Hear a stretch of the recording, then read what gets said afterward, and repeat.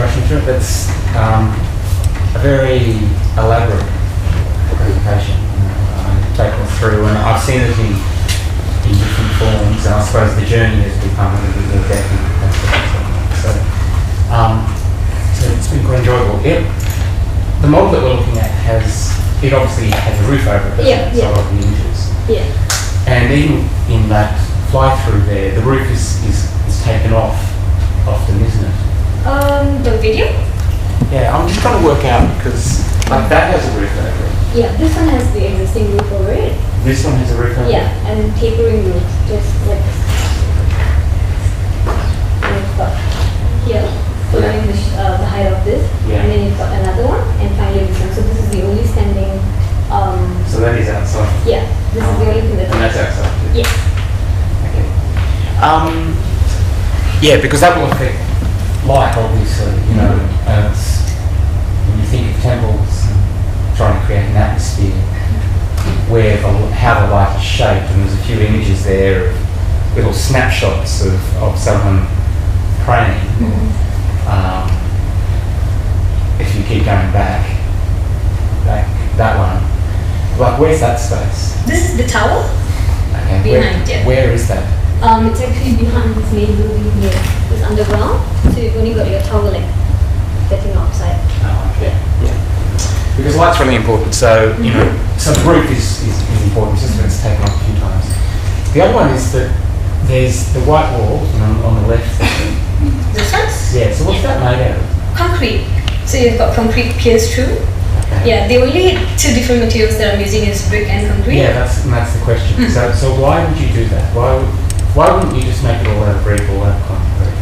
Because I'm trying to just emphasize on the main spaces of the temple. So the main space of the temple here is the sanctum itself. That's brick, and it's also freestanding, so you get to actually see it from afar. So that sanctum is something that's really important in the temple. Even from the spaces behind there, like the gathering space and all, that's the one thing that you get to view. Whereas the concretes are just substructures. It's the secondary ones that are so important. Okay, so that's the relationship, if you like, between the brick and the concrete.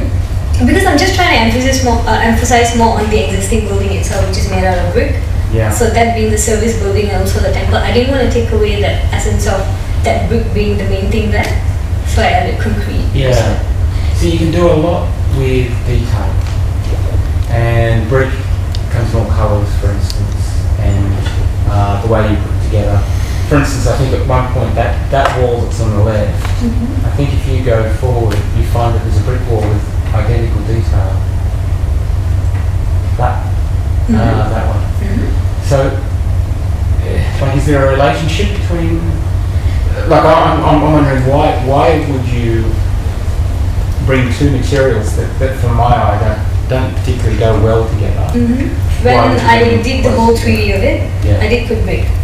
But there was no emphasis on the main thing. The whole thing was brick, so I couldn't really tell like the speciality of the sanctum itself. When I put a just plain backdrop like a concrete, then I got that kind of an emphasis. Okay. So I think the surfaces that we walk on are really important, and having, particularly for I think this building, having a great sense of threshold when you're moving from one space to another, and that being marked by the roof and also being marked by the ground, the floor, is really important. And it's probably something that just hasn't come across a lot in the way that you've presented it because of those two things. But having said that, you know, there's a real commitment to what you set out to do. You've stuck to it. You've taken on a very colonial building for this experiment. You know, so I think all of that works. So, yeah. Is there any precedent for this type of? Is there any precedent for this type of temple?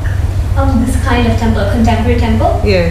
I was looking at the Baha'i Lotus Temple and how it also has its non-negotiable qualities, where you've got to have your 9 sides, your kind of specific details according to your rituals itself. So I was just looking at how that was transformed into like a contemporary approach. So you still have all the elements, but it's just a very contemporary approach where either the devotees get to feel it through the architectural experience itself, or they just get to physically see it through the appearance. Coming back to that question of the roof, I can understand why you might want to leave it off if you're doing a fly-through, but I don't understand why it's not on some of the perspectives or on the model, because it does give us a very false sense. Stop, go back a bit please. There. Yeah. Is there a roof over that concrete wall? Then this one here. Yeah, well where is the roof? I'll just get back to this. I mean, is the roof very thin or? Yeah, pretty much actually. It's just the size of the fenestration walls as well. So it's just a very light structure sitting above this thing. Can we see it there over the head of the seated figure? Yeah, that's these ones here, isn't it? Yeah. And they go like that, do they? Yeah, like that. So they follow this outline of this area. Slowly So bolted. there's just one whole plane there. Okay.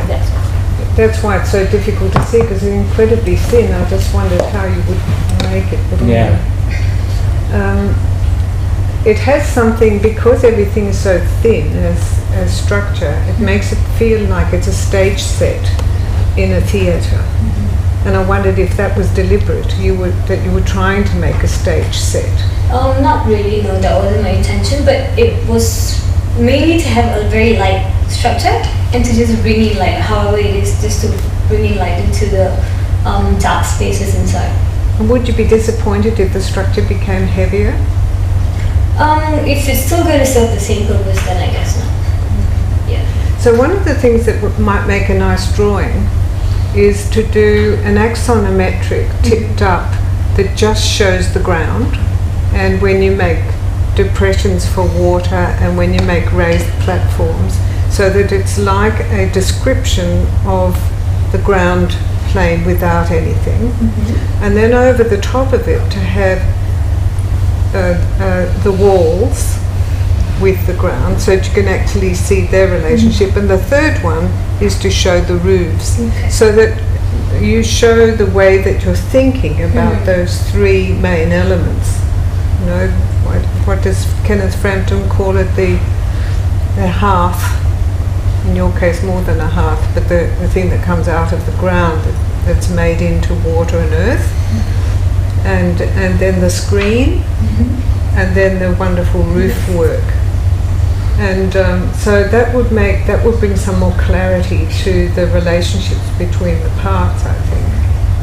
And the other thing that the fly-through demonstrated is that you have a deliberate path. It is not clear to me, because I don't know enough about the rituals, as to whether that circulation is confusing to users or it's part of an understood ritual that people know that it's so conventional that people will know exactly where to go, like you do in a Christian church, for example, or even in a Muslim, in a mosque. So is the circulation conventional, or are you reinterpreting how people move?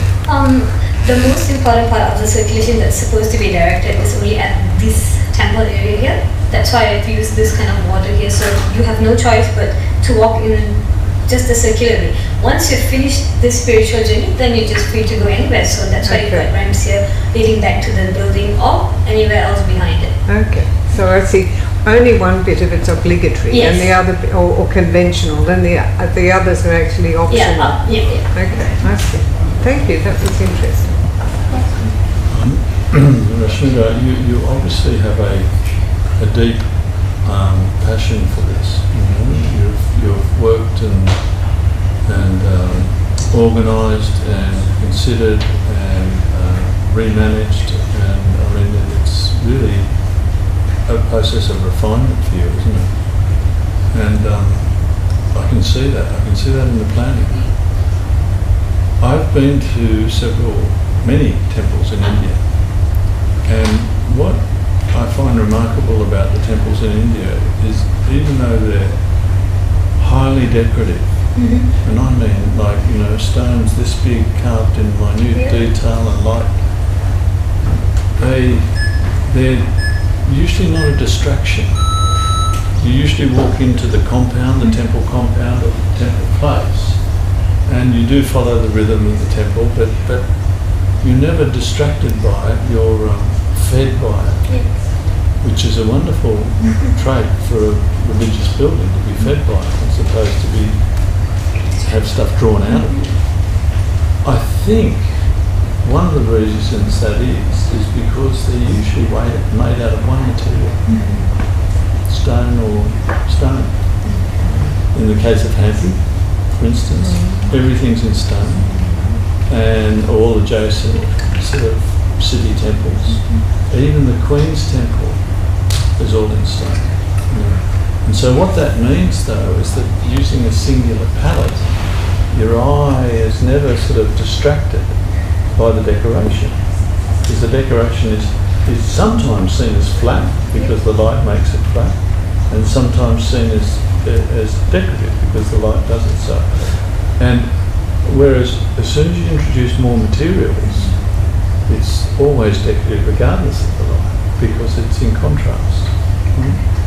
So I think you'd find, if you could reduce your materials, say to one, or whatever, that this very decorative scheme of yours, this very romantic scheme of yours, would become more peaceful, which I think at Hindu temple, I mean at all the temples I went to, you walk in to either to the area or the temple, but by the time you walk out, you're silent.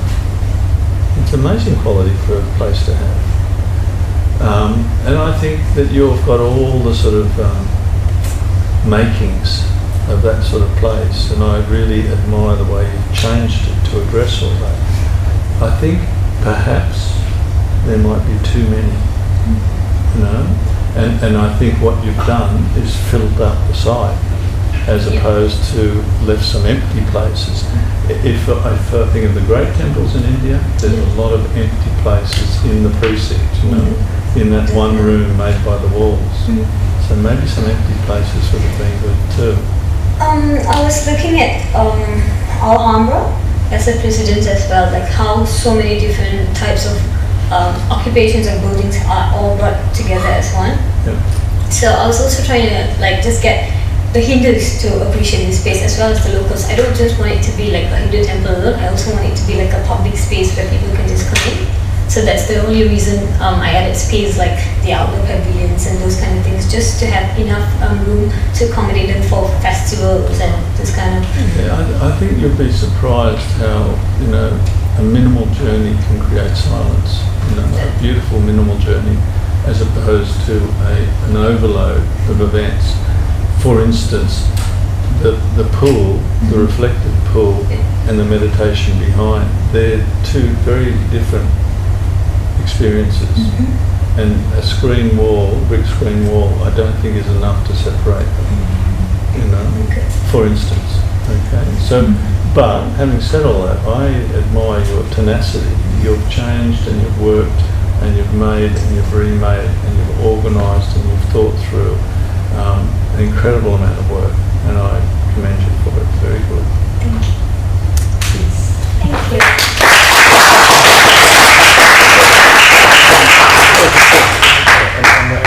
In this, you know, a fairly short sort of span that we've seen each other, you know, I think it's improved greatly from then to now. Yes. And, you know, I think there's probably still room for improvement. Okay, Thank you. Thank you.